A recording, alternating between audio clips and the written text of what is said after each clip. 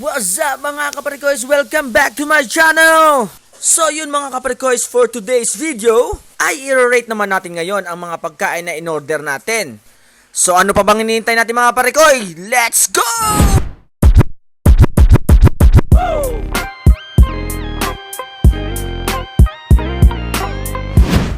So what's up mga kaparikoys? Yan na po, mag-uumpisa na po tayo mga kaparikoys. Inuna ko po yung fried rice mga kaparikoys. Yan po, kung makikita nyo. Tapos baked scallops. Tikman natin mga kaparikoys, i-rate natin kung ano pong lasa nya. Ulala. So yan po mga kaparikoys, sarap-sarap naman po siya mga kaparikoys. Pero yung rate ko po mga kaparikoys is 5/10 mga kaparikoys. Kasi mga kaparikoys, yung ginamit nila na cheese ay mozzarella cheese. Para sa akin mga kaparikoys, mas masarap yung melted cheese pag nilagay mo dun sa baked scallops. So ngayon mga kaparikoys, yung pork barbecue naman po yung titikman natin. So yun mga kaparikoys.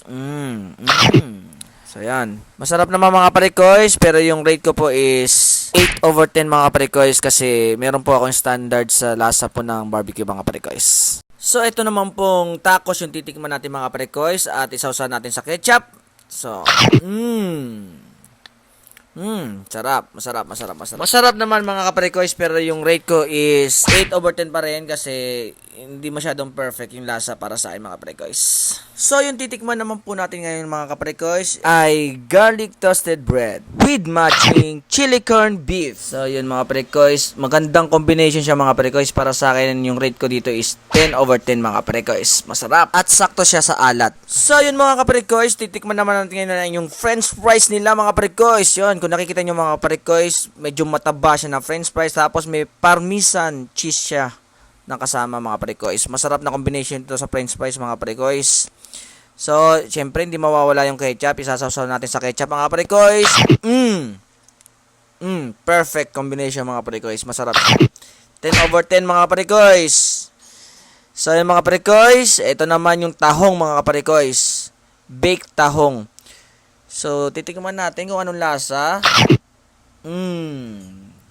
Dalang pinagkaiba sa baked scallops kanina mga kaparikoys. Iba talaga yung hinahanap ko na cheese mga kaparikoys. Gusto ko talaga yung nagme-melt talaga mga kaparikoys Tapos yung sakto yung sa alat. Ayoko yung parang walang lasa mga kaparikoys. So yung rate ko mga kaparikoys is 5/10. So dito naman tayo sa calamares mga kaparikoys. Tikman natin.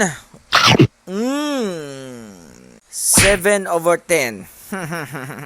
So dito naman tayo sa shrimp mga kaparikoys. Last but not the least mga kaparikoys. So yun mga kaparikoys. Yung balat lang muna yung kinain ko mga kaparikoys. Nilalasahan ko yung sauce mga kaparikoys kung masarap ba. So masarap naman siya mga kaparikoys. Sakto sa tamis at alat mga kaparikoys. So yun mga kaparikoys, babalatan muna natin mga kaparikoys. Yan.